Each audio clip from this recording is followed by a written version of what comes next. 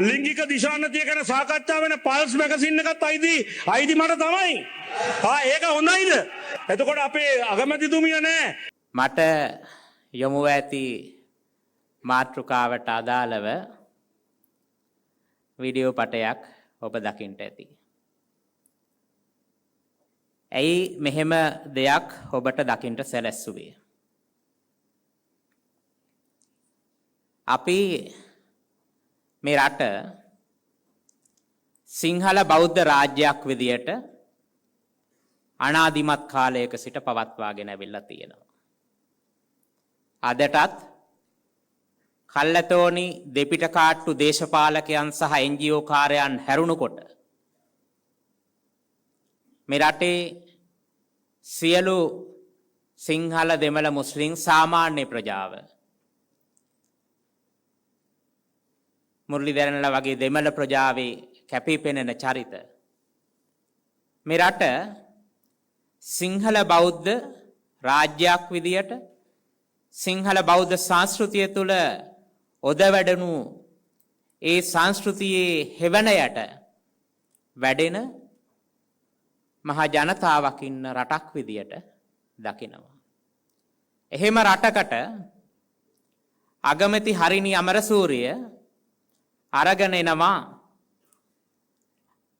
මේ අපේ ක්‍රිෂාන්ත මහත්මයා ඔබට පැහැදිලි කරලා දුන්න LGBTQ ප්‍රවර්ධන ක්‍රියාවලිය.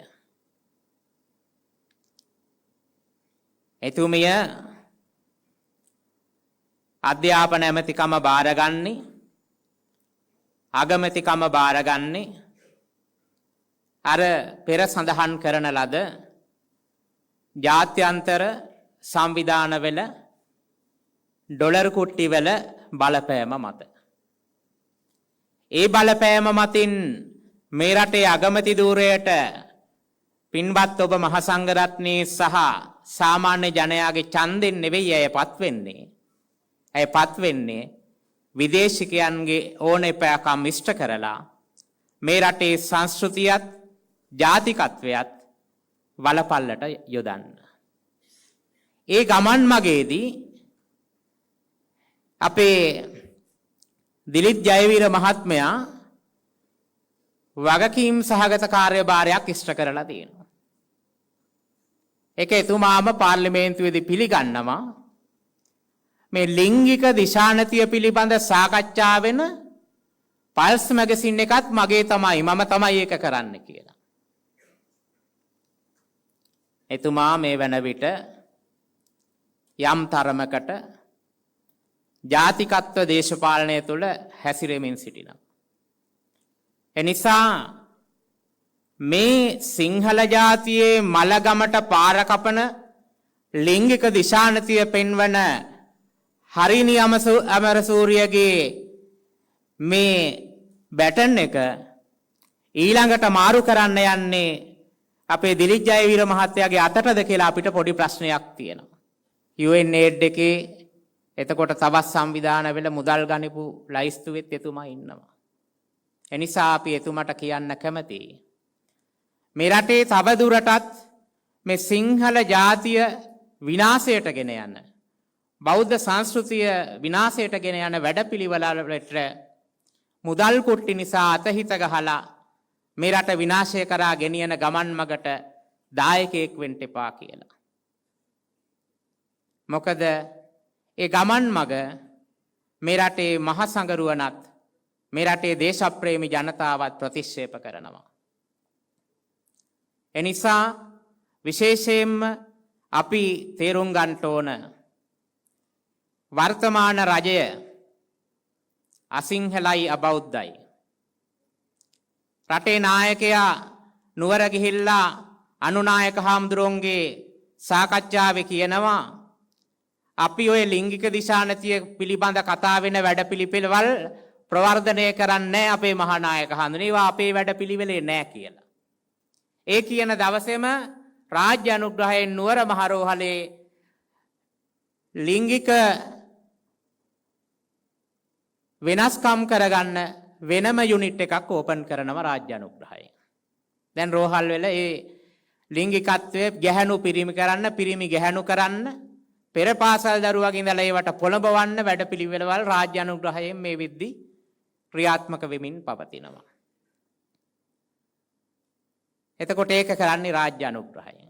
මම දැක්කා අපේ මහානායක හාමුදුරුවෝ නමක් පහුගිය දවසේ සිහිපත් කරනවා ජනාධිපතිතුමා මුණ ගැහුණ වෙලාවේ සිහිපත් කළා කියලා නව විවස්ථා සංශෝධනයෙන් බුදුදහම පිළිබඳ 9 වෙනි වගන්තියට අත තියන්නේ කියලා. එතුමා කියන්නේ එකක් කරන්නේ තව එකක් කියලා දැනගෙන අපේ මහානායක හාමුදුරුවරු නායක හාමුදුරන්ලා අවධානයෙන් වැඩ කළ යුතුයි කියලා මම සිහිපත් කරනවා. මොකද අපි එහෙම කරන්නේ කියමින් එතුමා අබෞද්ධයෙක්ව බුද්ධ ශාසනය මැති කළා. අපි එහෙම කරන්නේ කියමින් මුස්ලිම් අන්තවාදී ත්‍රස්තවාදී කම් කරන කෙනෙක්ව නියෝජ්‍ය ඇමති තනතුරට දැම්මා. අනිත් පැත්තෙන් උතුරු නැගෙනහිර පුරාවිද්‍යා භූමි විනාශ කරන්න පුරාවිද්‍යා පනතේ ඉඳලා වෙනස්කම් කරමින් යනවා. එක පැත්තකින් එතුමගේ සෝෂල් මීඩියා බලකාය මේ රටේ මහා සංගරුවනට කැල හැකි උපරිම අපහාස නින්දා කරමින් සමාජගත කිරීම සිද්ධ කරගෙන යනවා. එනිසා මේ පාර්ලිමේන්තුව මේ වෙන විට ඉන්න කාන්තා මන්ත්‍රීවරියෝ සියලු පක්ෂවල සජබෙද හැම එකේම සියලුම කාන්තා මන්ත්‍රීවරයෝ හරිනි අමරසූරිය අගමැතිනිය එක්ක ඒකාබද්ධ වෙලා මේ සමලිංගිකත්වය ප්‍රධාන කොටගත් LGBTQ ප්‍රවර්ධනය පිණිස ඩොලර් මුදල් ලබාගෙන තිබෙනවා. කාන්තා මන්ත්‍රී සංසදය තමයි මේක මෙහෙවන ප්‍රමුඛම දේශපාලන කණ්ඩායම. අගමැතිතුමියගේ ප්‍රධානත්වයෙන්. ඊළඟට මේ කණ්ඩායම් මේ විදියට මේක අධ්‍යාපනයට දැන් ගෙනල්ලා තියෙනවා. අපේ පළවෙනි දේශනයේ ප්‍රශාන්ත මහත්තයා සිහිපත් කළා වගේ අපේ ඉන්දිරාගාරේ පණ්ඩිත හාමුදුරුවෝ සිහිපත් කළා වගේ ඉදිරි දශකයේ තුල මේ සිංහල ජාතිය සහ මුලින්ම මේ රට තුලින් අතුගාලා දාන්න අවශ්‍ය වැඩපිළිවෙල මේ වර්තමාන රජයේ මේ කලවන් දේශපාලඥයෝ නිසා සිද්ධ වෙමින් පවතිනවා. ඒකට අනිකුත් පක්ෂවල ඇතැම් දේශපාලඥයෝ උදව් කරමින් තියෙනවා. උදාහරණයකට දණ්ඩ නීති සංග්‍රහයේ 365 66 ආදී වගන්ති මොනවද තියෙන්නේ?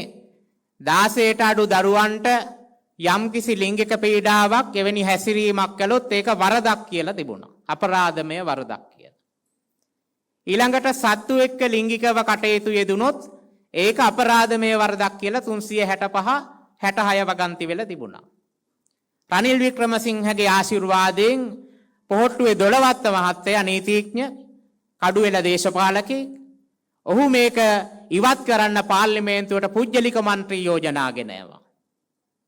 එතකොට මේ අය එක පැත්තකින් මේ ජාතිකත්වයේ තුල මහා සංගරුවනට වැඳ පුදාගෙන මහානායක හාමුදුරනේ අපි එහෙම කරන්නේ අපි සිංහල බෞද්ධයෝ අපිත් පන්සල් යනවා කියාගෙන අනිත් පැත්තෙන් මේ සිංහල බෞද්ධ සංස්කෘතිය මුලින් උපුටා දමන්න මේ සංස්කෘතික සමාජ පරිසරය ගලවා දමන්නට අවශ්‍ය විධිවිධාන බොහොම යහුසුරුව යොදමින් ඉන්නවා ඇමරිකාවේ කැනඩාවේ ප්‍රංශේ මේ ආදී රටවල තානාපති කාර්යාලවල ඩොලර් වලට යට වෙලා.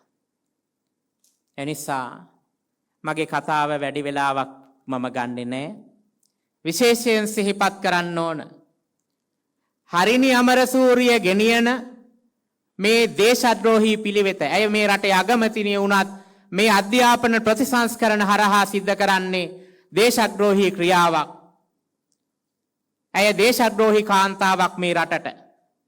ඒ විතරක් නෙවෙයි මේකට උඩගෙඩි දෙන දිලිත් ජයවීර වේවා දොළවත්ත වේවා පාර්ලිමේන්තුව හැම පක්ෂයකටම අදාළ කාන්තා මන්ත්‍රීවරියෝ වේවා මේ සියලු දෙනාම මේ රටේ සංස්කෘතියත් මේ රටේ අනාගත පරපුරේ සමස්ත අනාගතයත් වතුරට දාන්න හදන විනාශ කරලා දාන්න හදන දේශද්‍රෝහින් හැටියට නම් කරන්න සිද්ධ වෙනවා. එනිසා කරුණා කරලා තමන් සිංහල නම් බෞද්ධ නම් සිංහල අම්මල තාත්තලගෙන් කිරිබීලා හැදිච්ච දරුවෝ නම් මේ රටට ද්‍රෝහි නොවි, මේ සම්බුද්ධ ශාසනයේ පැවැත්මට ද්‍රෝහි නොවි, මේ සිංහල ජාතියේ පැවැත්මට ද්‍රෝහි නොවි කටයුතු කරන්න කියලා මේ පිළිවෙතට එන්න හරි හිතාගෙන ඉන්න සියලු දේශපාලකයන්ට අපි අනතුරු අඟවනවා. මොකද මේ රටේ දේශප්‍රේමී මහසඟරුවන සහ ජනතාව ඔබ ගැන අවදියෙන් බලාගෙන ඉන්නවා. ඔබ දවල් මිගෙල් රෑ දනියෙල් චරිත කරනකොට ඒ හැම දෙයකට මෙහි කියන්න තරම් මේ රටේ මහසඟරුවන සූදානම් නැහැ. ඒ නිසා කරුණා කරලා මේ රට වනසන, මේ රට තවත් හයිටියක් බවට පත් කරන්න හදන මේ ව්‍යාපෘති මේ රටෙන් අතුගා දාන්න මහසඟරුවන සමග එකතු වෙන්න කියලා මේ රටේ මාධ්‍ය ආයතන වලට සියලු දෙනාට අප දේශප්‍රේමී ජාතික ව්‍යාපාරයේ විදියට සිහිපත් කරමින් විශේෂයෙන්ම මේ නව අධ්‍යාපන ප්‍රතිසංස්කරණ වල මේ ක්‍රියාවලිය වහාම නැවැත්වීමට අවශ්‍ය පියවර සියලු දෙනා ඒකරාශීව සිදු කර 2026 ජනවාරි 1 වෙනිදා සිට මේ රටේ දරුවන්ගේ අනාගතය නසන මේ කූට න්‍යායවාදී හරිනි අමරසූරියගේ LGBTQ ප්‍රතිපත්ති අන්තර්ගත කරපු අධ්‍යාපන ප්‍රතිසංස්කරණය වහාම නැවැත්විය යුතුයි කියන පණිවිඩය අපි සිහිපත් කරමින් මගේ කෙටි අනුශාසනාව අවසන් කරනවා. තෙරුවන් සරණයි.